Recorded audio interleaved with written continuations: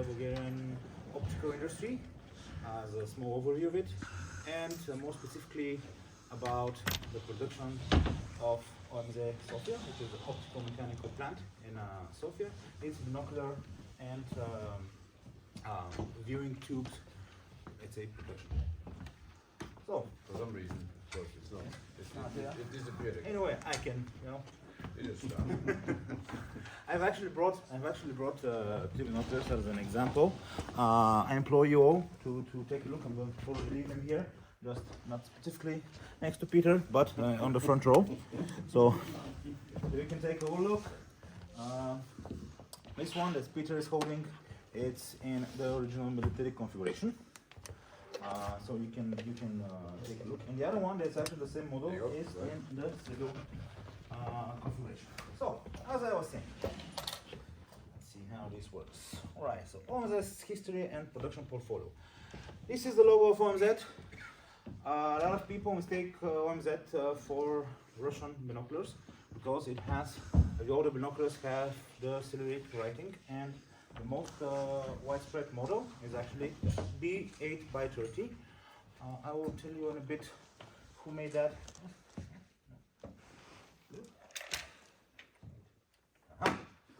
Yes.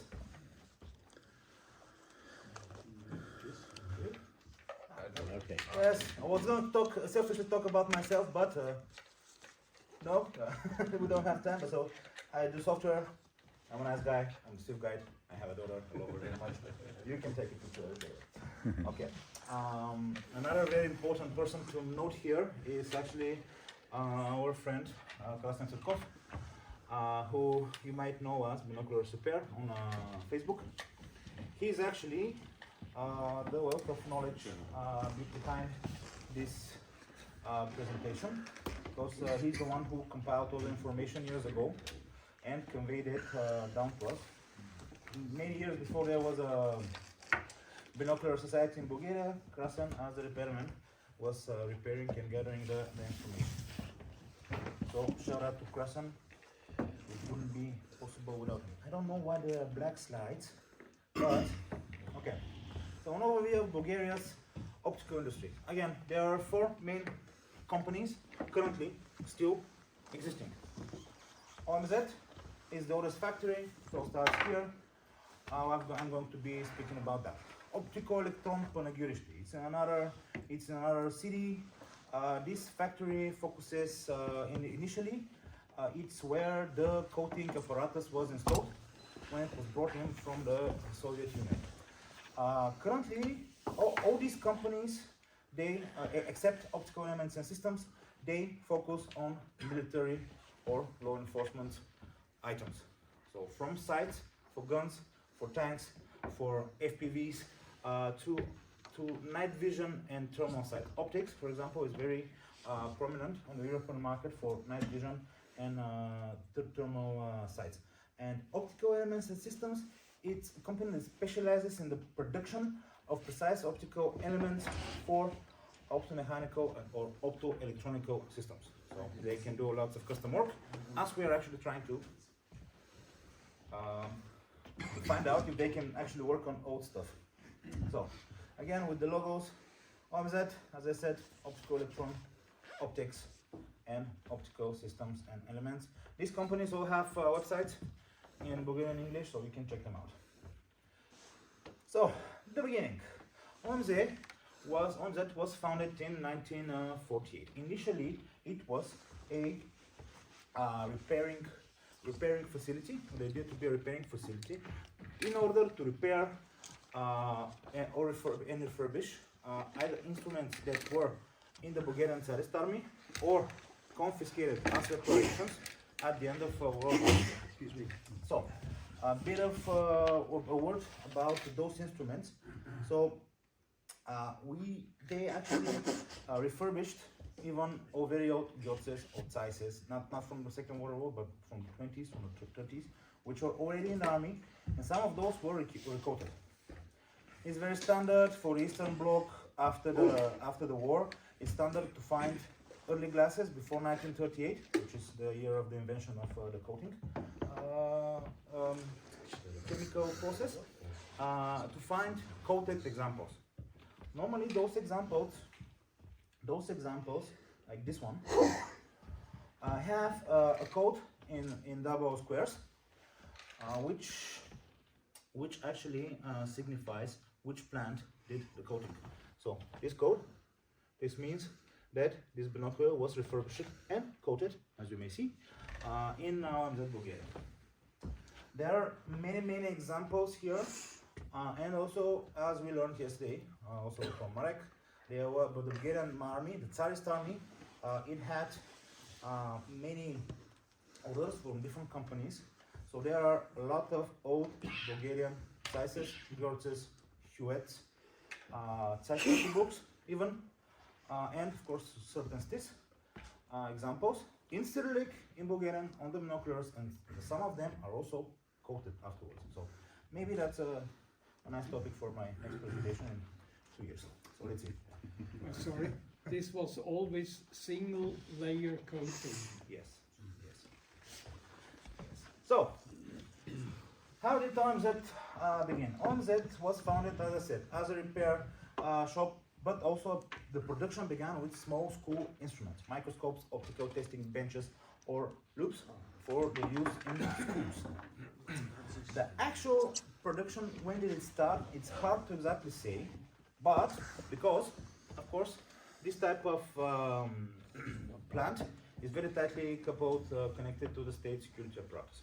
In actuality, there was a top secret plant created within the OMZ plant. It was led by the security forces and the military, and they were producing and testing their own equipment. The glass was always, the optical glass was always coming from Russia at the time. And as we know, the Russians did a good job of stealing all the machines from Vienna to get there. So actually we polished it, made the prisms, made the different surfaces. I actually know a very interesting story about that, but I'll tell you later. So the binocular that you're looking at, B8 by 30. So the first binocular produced in Bulgaria, has, we don't know how many, but probably tens of thousands made. Because of the numbering, actually we're unable to decipher the numbering, make any sense of it. The plant claims they don't have an archive, and they don't want to give it to us. And the numbering of all the examples that we have found is very strange and different. It starts with letters, without letters, a lot of numbers, few numbers. It's really like, if someone wanted to confuse you, they did a great job. All right, so why B8 by 30? It's actually the first non-Soviet produced B8 by 30. B8 by 30 is actually the famous DF or Deltrintem 8 by 30. Again, stolen as design from the Russians, from Siena. Then recreated in the B8 by 30 and BPP 8 by 30 Russian binoculars from Koms, from the Koms plant. Our version was produced as a license. The licensed version of the stolen USSR design. So they were, after the initial production, of course, as Marek yesterday mentioned, there was this Council for Inter-Economical Cooperation, CEF, in Bulgarian, or in Russian, Soviet Economiические взаимопомощи, which they decided which country is going to produce what. So they decided, okay, Bulgaria is going to do optics and binoculars, so there we go. Immediately it was orders started to flow in from the Bulgarian People's Army, and the first orders for export started. So this binocular was exported to Middle Eastern countries, and there are lots of examples today there. I'm going to be showing you some more photos because I'm a photo geek and I think they came out really nice. So there are two versions, to be fast. There is a civilian and a military version. So both are individually focusing. The more or less the difference is the one has a reticule and the other does not. So I've actually brought you both versions here. The one in the gray box is the military version, the other one is the civilian version. So, what else? Well, we also have B10x40. B10x40 is a sporadic production, so it's actually, it was made, it was never put into mass or serial production. It was actually in Bulgaria, this configuration 10x40, during the wars in the 20th century, it was used for so-called award binoculars. So officers got awarded these binoculars for their distinguished service. So this continued the tradition of that. So these binoculars were produced only as award binoculars and were awarded to the officer staff. There are examples with their boxes, with inscriptions, with special inscriptions for the particular officer. Something else to note is it's actually 10x37.5. It's not 10x40. Again, individuals focusing. We claim it's a very quality binocular, and we tend to be very happy that it is. Not a lot of examples exist. It's hard to find. This one. Yes. The only difference compared with the 8x30 is the objective. The rest is the same, probably. Well, so the technology is the same. The coatings are the same. They were made in Bulgaria. The glass is the same, but the configuration is different, and there is a small difference in the oculars. It's also different. Yes, small difference inside. Yes. But I don't know if you have the chance to look at them. You see, it depends. Now,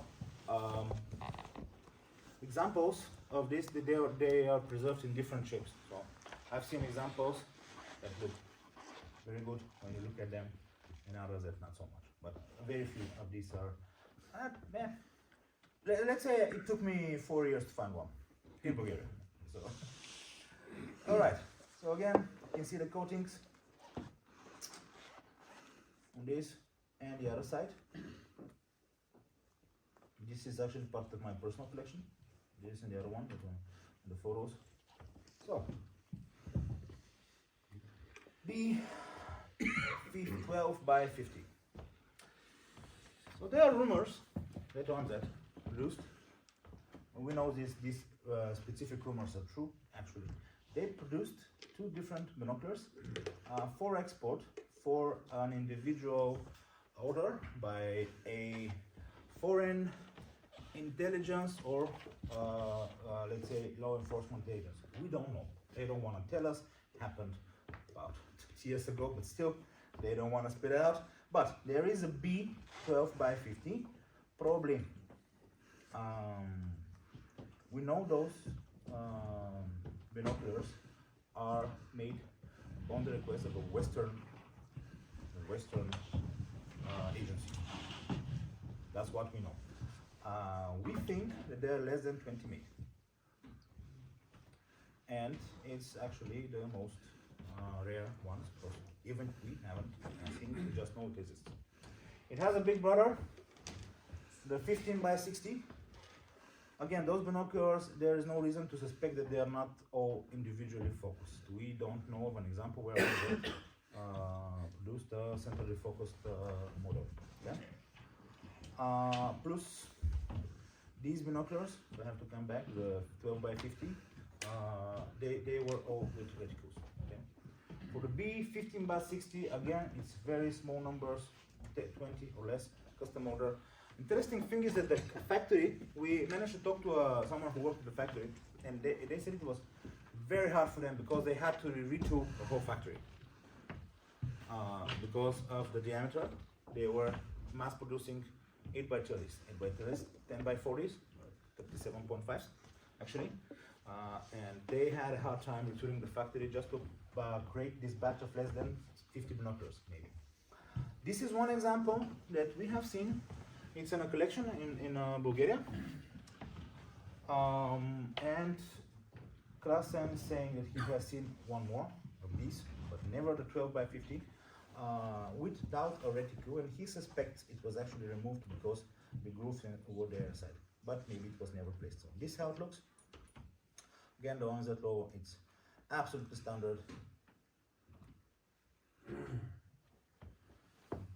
Okay, so what else? Viewing tubes. Viewing tubes, actually monoculars and radio telescopes.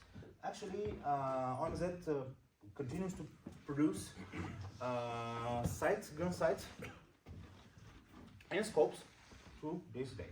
So, but let's stay with monoculars and viewing tubes. So, there is a monocle, very hard to find. It's made for right-handed use, and it's M8 by 20. So it's a small monocular. It's, we joked that it was ordered by the Bulgarian Stasi, so they can spy on people, but I don't know if that's true. There are two tubes that we know of, viewing tubes, 20 by 50 and a 25 by 60. The one you're seeing here is the 20 by 50, and the interesting thing is it actually has no markings on it. There is also a very telescope from 30 to 100x at 50 millimeters. Yes, but we've just heard of it, fortunately. Well, here's the tube again. Now, what else is interesting in the history of Bulgarian binocular production? Now, we did produce size in the 80s. And actually, the company still produces optical elements for foreign company, one of which is still size. So in the mid-80s, size had a lot of orders and not near enough production power. So they went to different partners that were already partners, or copycats, as in the case of Japanese binoculars, that they found the quality to be sufficient enough, started producing by lenses. OMZ was one of the already existing partners of size at that time that was contacted to produce the Delta 10 by lenses. There is a story from a woman that worked on a factory, and it goes like this. So when we received the glass from Russia, we created the optical elements, and then, so when at the end of the inspection, there were three bins or three qualities. So the first quality went to production of size temps and was exported to size in Vienna. The second quality was left for the Bulgarian binoculars, and the third quality prisms was sent back to Russia as their product. That's, yes, I have no reason to not to believe that's true. So this binocular, very special, very rare. We've seen one. This one example has the serial number of 0002. I'd like to point out the fact that it has the 1Q quality mark of in this mark was probably not added in Bulgaria. So it's a cooperation between the optical electron plant in Panagiriște, because they do the coatings. It has multi-coatings on the optical elements. Yes, it is a 1Q again. This happens in the mid-80s for a short period of time. Constructively, there are no differences with the one made in Vienna. Krasen has disassembled a lot of Delta temps, and he has compared this one, even mechanically measured, exactly the same. The difference is, it does say made in Bulgaria on the back. Then the numbers start with B for Bulgaria, an ear code, in this case 84, and then the serial numbers. So this example, it's let's say I have a place for it in my drawers, but it's not there yet. Good thing is I know where it is. As you can see here, I wanted to show you the multi-coatings and the technique with which the logo was put on. As you can see from the system, from the pictures, there is no visible difference than the size in terms. Right, so for us, actually, this is a very high point in the production. The fact that this binocular was produced with the same exactness, let's say, is something that we are proud of, for sure. Very rare examples, again, if you see one, if you find one somewhere, I would be very happy to take it off your hands. Yes. And yes, and was it fast enough? I think. Yeah, sure. Yeah, kind of actually pretty fast. So, any questions? How long did that cooperation last for with producing the? We don't know, but not long. No. Not long. Does anybody here have one? No. You have one? I think. You think you have one? No, it would be very interesting. If you have one, let's talk about it. I mean, just to at least to see pictures, yeah, so we can document them. Because again, this is serial number two. So we don't know how high they get and which year, because this is for sure the first year. If you you have one and it's a later year, we can deduct a production span from that. Yes. The ocular design was always the same. You know that I think in Sager's book it was described that they had 4 different, if I'm correct, ocular designs. For instance, the aspheric lens machinery was taken away by the Russians. Yes. But they had to revert and take away from the 4-lens design, go back to the 5-lens design, because they couldn't manufacture aspheric lenses anymore. Fortunately, I don't know those technical details for the Bulgarian binoculars. I don't know how many lenses there are in the reticles. Most probably they kept the design. Probably the same. For sure it's same. As you know, also that machinery was returned to Vienna, I think 15 years later, or Peter can correct me. The Russians did return the main tooling to Vienna. I believe that was in 1949 already. Oh yeah. No, cannot be, because just to take it away would take, knowing Russian methods, a year and a half, 2 years. They put it in Kazan, at the Kazan optical factory. They produced a number of pieces, so it should be like in the 50s. According to, what's his name? Marteautik, Klaus Mutze. Right. That he wrote that Jena started producing again in 1940. That is possible, but I don't think that the Russians would return the lathes and other instruments later on. Yeah, they might have not taken everything, because No. Yeah, we don't know. in fact, they were producing already in 1946, for that matter, right? So there's still pieces produced in 46, Yes, and but 47. then the machinery was taken away. Right. But they started producing Del Trintons. Was Yes. the first model they started producing. Yes, that's right. I believe that was 1914, according to Klaus but it Mutze. doesn't mean that the equipment was No. returned. It's just, I know how Russia operates. It just 4 years is nothing, right? So it's, So you had a question, Peter? Yeah, okay. I'm very unknowledgeable on former Eastern Bloc optics. But is the B standing for the designation? Is it strictly reserved for Bulgaria? No. Or can Which we B? find a B? Which B? B8 by 30, for Yes. example? Okay, so this is a Russian designation. It means binocular 8 by 30. All the Russian designations, the models like BPP, BPA,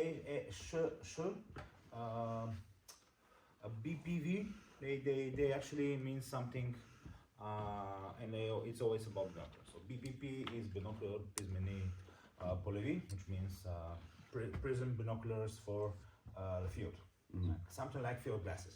So all those, it's coming from the Russian nomenclature, and it's the standardized way to name them. Whereas the Russians started with B to produced B8x30s, and then they started assigning them model names, which were actually the following generations of the 8x30, and they started calling them, for example, BPP 8x30, without a B8x30.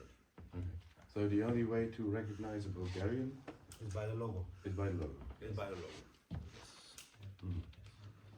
Which is very similar. It's kind of similar to a few Russian plant logos. Yes. To make it Seems easy. that there was a similar licensing or outsourcing agreement with Siena for photographic lenses. I think that In Bulgaria, I don't know this. I don't know. with IOR in Romania, Maybe. Bulgaria didn't produce Maybe. photographic lenses. We know that IOR in Romania, Zrak in Bosnia, then former Yugoslavia, and the PZO in Poland, they produced the East German 7x40 MVA by license.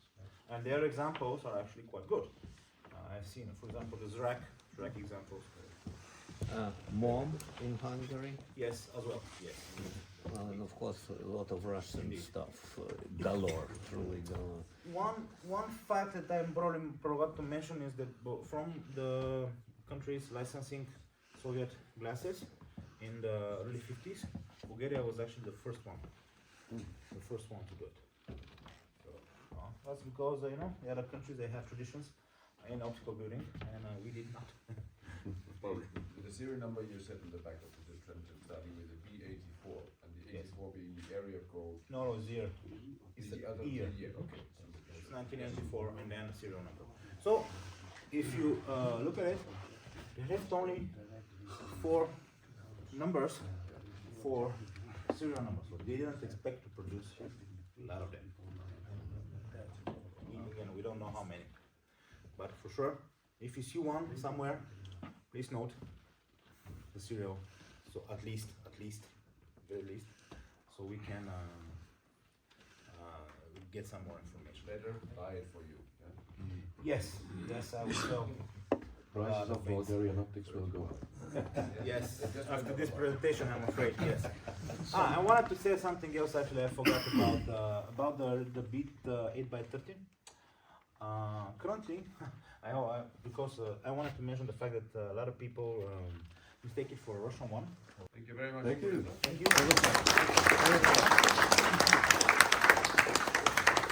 you.